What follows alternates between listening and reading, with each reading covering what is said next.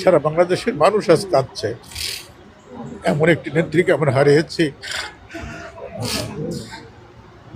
যার ছায়া তুলে এই বাংলাদেশের প্রত্যেকটি রাজনৈতিক সংকট, রাষ্ট্রের সংকট, গণতান্ত্রিক সংকট কাটিয়ে ওঠার জন্য দেশনেত্রী এবং খালেদা জিয়া সবসময় হাত ধরেছেন এই জনগণকে সাথে নিয়ে। কে ভিন্ন মতের, কে ভিন্ন ধর্মের কখনো তিনি বিবেচনা করেন নাই।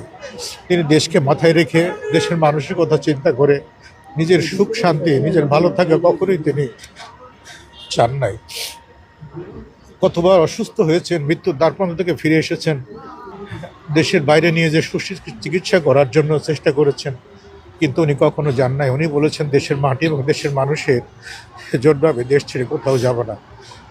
এই দেখেন লাস্টে এসেও তাকে লন্ডন নিয়ে যাওয়ার কথা, দেশের বাইরে নিয়ে যাওয়ার কথা, তিনি স্পষ্ট বলেছেন যে না, আমার মৃত্যু হলে দেশের মানুষের মধ্যে হোক, দেশের মাটিতে হোক, এই মাটিতেই আমার জানাজা হবে, এই মাটিতেই আমার যেন দাফন করা হয়।